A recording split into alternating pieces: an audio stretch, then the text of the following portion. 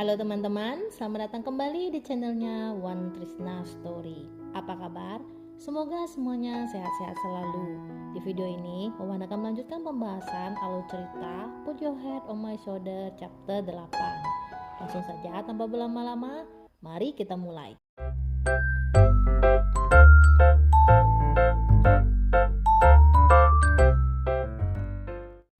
Di chapter sebelumnya, ketika Wei menghibur Momo, Wei membuat Momo kesal. Ini kerang apa? Pokoknya kerang.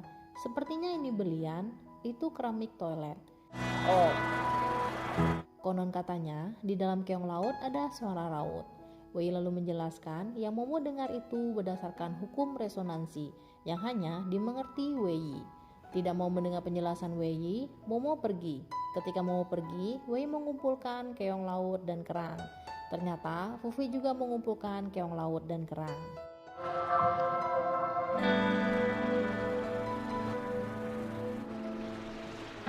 Wei dan Fufi lalu bersama-sama memberikan keong laut dan kerang kepada Momo, lalu bersama-sama pergi. Bukannya senang Momo mendapatkan keong laut dan kerang, Momo yang masih kesal dengan Fufi dan Wei cuek terhadap pemberian Wei dan Fufi tersebut. Di malam hari, terlihat Momo dan teman-temannya bermain kembang api, mendengarkan Ake bermain gitar sambil bernyanyi. Wei melihat Fufi melirik ke arah Momo, lalu menghampiri Fufi yang sedang memanggang. Ada yang ingin kutanyakan kepadamu, Fufi. Apa hubungan Fufi dengan Wang San? Untuk apa Wei menanyakan hal tersebut? Apakah Momo yang menyuruh Wei menanyakannya? Bukan Momo yang menyuruh Wei menanyakannya. Wei ingin tahu pendapat Fufi mengenai Momo. Karena bagi Wei pendapat Fufi sangat penting. Kenapa begitu penting? Momo bukan tipe yang disukai fisikawan seperti Wei. Kita tidak mungkin bertengkar karena Momo bukan. Apakah seseorang seperti Momo pantas untuk Wei? Tentu saja pantas. Kaget mendengar perkataan Wei tersebut, Fufi yang sambil memanggang tanpa sengaja tangannya terkena api panggangan. Fufi, tidak apa-apa, tidak apa-apa. Fufi akan membilasnya dulu. Momo yang melihat Fufi terluka menyuruh Wang San memeriksa kondisi Fufi. Wang San menghampiri Fufi, menanyakan keadaan Fufi, lalu mengoleskan obat untuk Fufi. Terlihat Wang San yang dengan teliti mengobati Fufi. Ketika Wang San mengobati luka Fufi, Fufi meminta maaf atas kejadian pada waktu di rumah Wei. Tidak apa-apa, Wang San tahu Fufi sedang mabuk dan salah mengenali orang. Namun sebagai gantinya, Wang San meminta Fufi mentraktir Wang San makan. Fufi curiga Wang San menyukainya. Wang San tidak mungkin Wang San menyukai. Wang San yang mengetahui pertanyaan Fufi menjurus kepadanya, segera berpura-pura memberitahu Fufi. Fufi, kau terlalu percaya diri. Wang San meminta Fufi mentraktir Wang San, itu karena Wang San pernah dengar Momo bilang Fufi selalu mentraktir Momo makanan mewah. Untuk itu, Wang San ingin makan dengan Fufi. Lupakan saja kalau Fufi tidak mau makan bersama Wang San. Kalau begitu, jika Fufi benar-benar merasa bersalah, Fufi harus lolos ujian susulan. Setelah lolos, Wang San tidak mau melihat Fufi lagi. Fufi lalu menyetujui mentraktir Wang San makanan mewah setelah mendengar Wang San tidak mau lagi melihat Fufi. Wang San masih mengobati luka Fufi. Fufi melirik ke arah Momo. Cemburu dengan hal itu, Wang San menekan luka Fufi, mengalihkannya dengan pembicaraan sehingga Fufi tidak melirik Momo lagi. Fufi lalu curhat kepada Wang San, jika Wang San sudah lama menyukai seseorang, namun tidak pernah memberitahukannya, karena takut akan kehilangan orang tersebut. Dan sekarang Wang San mungkin akan kehilangan orang tersebut karena telah menyembunyikan perasaan Wang San. Apa yang akan Wang San lakukan? Jika itu adalah Wang San akan memberitahukan perasaan Wang San. Jika setelah memberitahukannya, Wang San kehilangan orang tersebut, maka akan Wang San akhiri dengan baik, lalu memulai hubungan yang baru. Di dalam tenda, Wei yang tidak bisa tidur karena suara dengkuran teman-teman Wei mendapati bayangan dari luar tenda. Bangunlah Wei mengecek sumber dari bayangan tersebut. Ternyata sumber bayangan itu adalah Momo.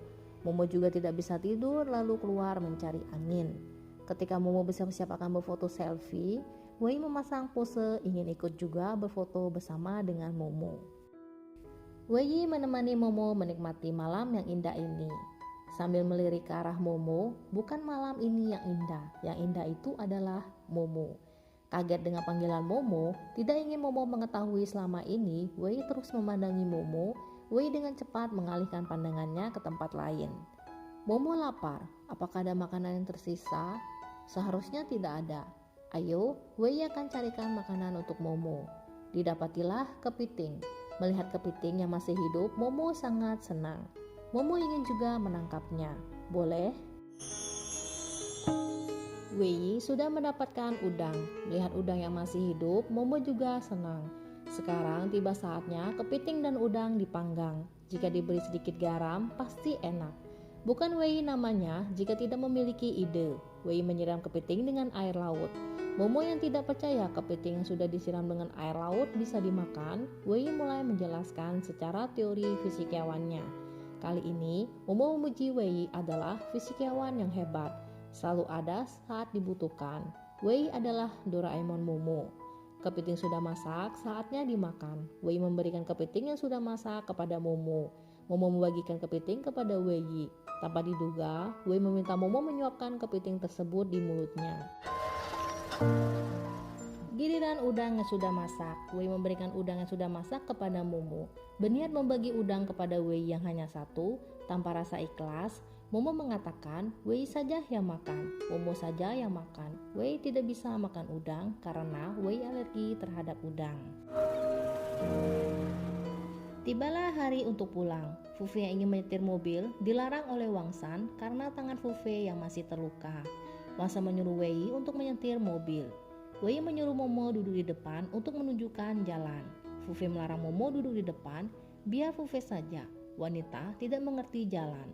Wang San dengan nada marah, memangnya kenapa dengan wanita? Yang akhirnya Wei menyetir dan Momo duduk di depan untuk menunjukkan jalan. Fufe kesal melihat Momo dan Wei yang dari tadi obrolan mereka layaknya sepasang kekasih. Tidak menunjukkan jalan, Momo tertidur. Melihat Momo tidur, Wei pun memberikan Momo perhatian. Sampailah di rumah, Momo dan Wei disambut oleh pembersih lantai yang sudah bisa mengeluarkan suara setelah dimodif Wei. Momo ada yang menunggu Momo. Kagetlah Momo mengira yang menunggu Momo adalah ibu Momo, yang padahal maksud Wei yang menunggu Momo adalah si pembersih lantai. Merasa Wei sangat menyukai si pembersih lantai, kenapa Wei tidak memberi nama dan membawanya jalan-jalan setiap hari? Ide bagus dengan memberi nama kepada si pembersih lantai. Namanya adalah Yuan Yuan, yang artinya bulat. Merasa Wei memberi nama si pembersih lantai tidak ada kreativitas. Yang mentang-mentang si pembersih lantai bulat lalu namanya si bulat saja, Momo pergi ke kamarnya dan tidak mau berbicara dengan Wei lagi. Tibalah hari Momo magang di perusahaan iklan. Momo lalu menghadap atasan Momo yang bernama Sasa untuk memperkenalkan diri. Si atasan memperkenalkan Lina sebagai direktur kreatif yang akan membimbing Momo selama Momo magang. Direktur Lina memberi tugas pertama untuk Momo. Ketika sedang melakukan tugas, Momo tanpa sengaja menabrak seorang wanita. Ternyata wanita ini adalah teman SMA Momo yang dulunya juga menyukai Fufe. Teman Momo ini bernama Suci Er. Suci Er juga magang di tempat yang sama dengan Momo dan Suci Er juga berada di departemen kreatif yang sama dengan Momo. Momo mengajak Suci Er menemui atasan Sasa untuk memperkenalkan diri Suci Er. Ketika Suci Er memperkenalkan diri, terdapat perbedaan sikap dari atasan Momo. Suci Er sangat disambut oleh atasan Sasa, namun berbeda ketika dengan Momo. Atasan Momo mengenal ayah Suci Er, karena itu Suci Er diperlakukan berbeda oleh atasan Momo. Di lab, Profesor Chiang memberitahu murid-muridnya, mulai sekarang kita kembali ke kampus baru. Mengenai tugas yang tadi diberikan Profesor Chiang, apakah kalian sudah paham? Wei dan Chole sudah paham mengenai tugasnya. Namun si Yuyun yang belum diberikan tugas kepada Profesor Chiang menanyakannya kepada Profesor Chiang. Profesor Chiang menyuruh si Yuyun untuk fokus saja dengan skripsi S2 si Yuyun. Jika si Yuyun ikut juga eksperimen, si Yuyun akan kehabisan waktu. Si Yuyun yang terus memaksa ingin ikut eksperimen, sudahkah si Yuyun menyelesaikan perhitungan yang Profesor Chiang berikan tempo hari? Belum bukan? Si Yuyun, kemampuan setiap orang juga ada batasnya. Sekarang si Yuyun fokus dulu pada skripsi si Yuyun. Masih tetap saja si Yuyun bersikeras untuk ikut eksperimen. Si Yuyun benar-benar ingin ikut eksperimen. Si Yuyun telah melakukan eksperimen tersebut sejak masih S1. Si Yuyun tidak bisa terima Profesor Chiang meminta si Yuyun untuk berhenti. Jika si Yuyun menyelesaikan perhitungan tersebut, apakah si Yuyun boleh ikut? Akhirnya, Profesor Chang menyanggupi permintaan Xu Yin dengan syarat perhitungan tersebut harus diberikan kepada Profesor Chang besok tanpa adanya kesalahan, yang mana Profesor Chang sendiri pun tidak sanggup menyelesaikan perhitungannya hingga besok. Dengan emosi, Xu Yin menyetujui persyaratan dari Profesor Chang tersebut. Setelah Profesor Chang pergi, Xu Yin yang sudah pasrah karena Xu Yin tidak mungkin akan menyelesaikan perhitungan tersebut sampai besok, Wei merasa iba kepada Xu Yin, bersedia membantu Xu Yin menyelesaikan perhitungan tersebut. Mulailah Wei mengerjakan perhitungannya. Ketika menuju pulang, Momo mendapat panggilan dari si tukang paket. Dia memberitahu Momo ada paket untuk Momo. Si tukang paket meletakkan paket di kotak surat. Selesai Momo dengan panggilannya, Momo tiba-tiba dikagetkan dengan kedatangan Fu Fei yang ingin menjemput Momo pulang.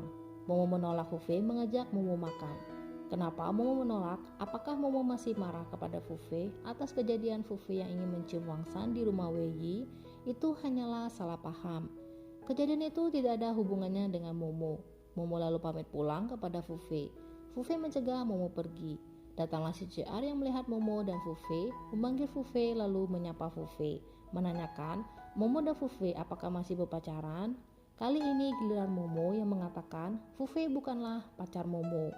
Momo pergi tidak bisa dicegah oleh Fu Fei lagi karena si CR mengalihkan fokus Fu Fei dengan mengajak Fu Fei pulang bersama-sama. Menuju pulang, Fu Fei mendapat panggilan dari ayah Fu Fei yang memberitahu Fu Fei besok ayah Fu Fei akan ke tempat Fu Fei. Mari makan bersama. Terlihat Fu Fei yang tidak menyukai ayahnya dengan mengatakan Fu Fei sibuk, signal sedang tidak bagus. Fu Fei tutup dulu. Mengetahui yang menghubungi Fu Fei adalah ayah Fu Fei, Sucian mengatakan Sucian masih ingat dengan tindakan ayah Fu Fei kepada Fu Fei dan Sucian. Mesti itu sudah begitu lama.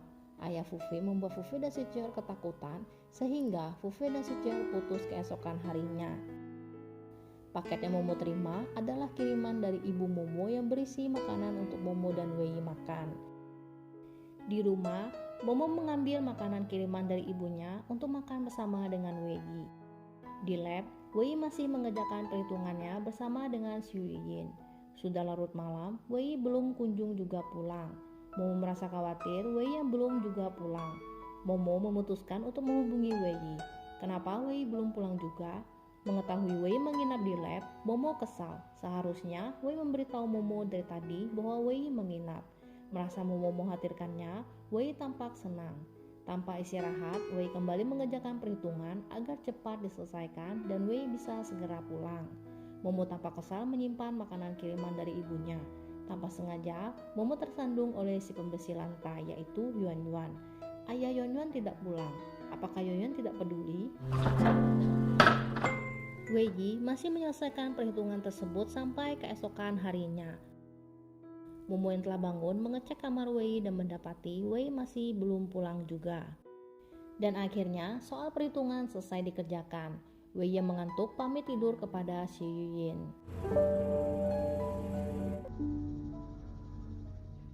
Saatnya soal perhitungan diserahkan kepada Profesor Chang.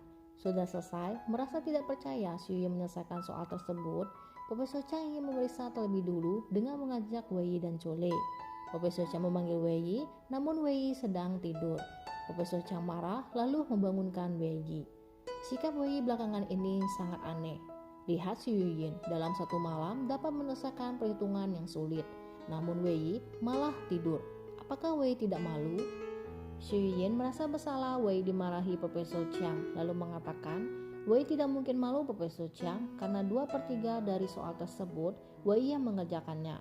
Kagetlah Profesor Chang dan Chole setelah mendengar perkataan Xu Yin. Kesal Wei dapat menyelesaikan soal perhitungan, Chole memberitahu Profesor Chang, tidak mungkin Profesor Chang, ini bukan hal yang bisa dipelajari oleh seorang murid S1. Xu Yin hanya berbohong untuk melindungi Wei. Namun Profesor Chang justru membela Wei.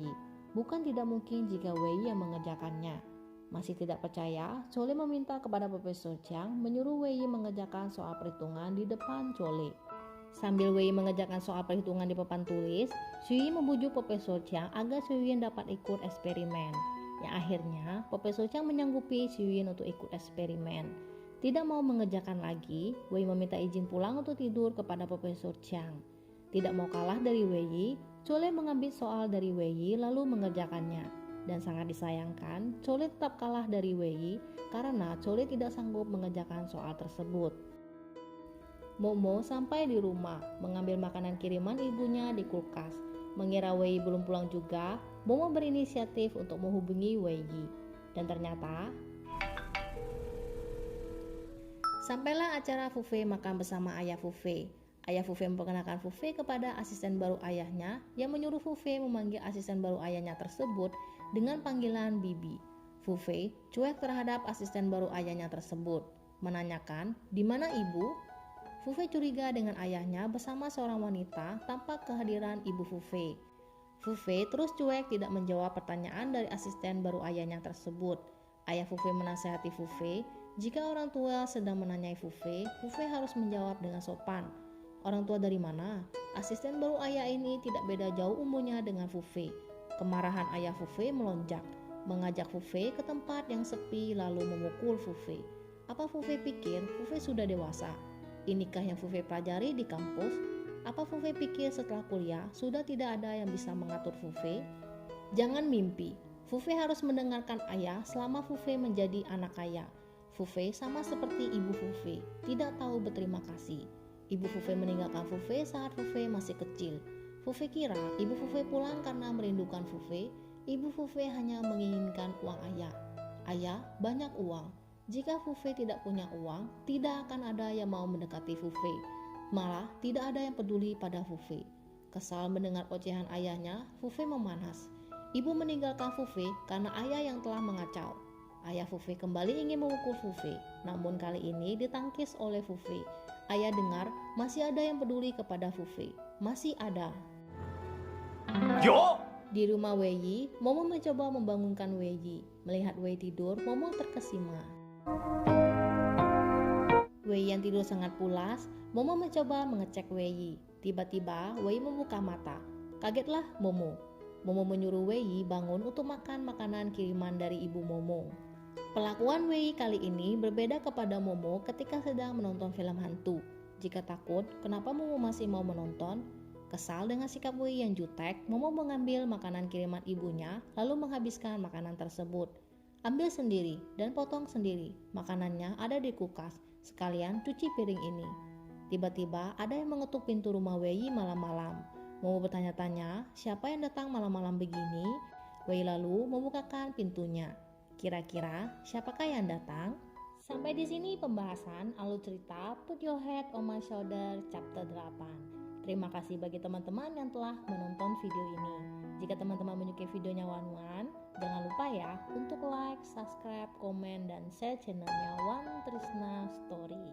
Akhir kata dari Wan, sampai jumpa di video selanjutnya. Bye-bye.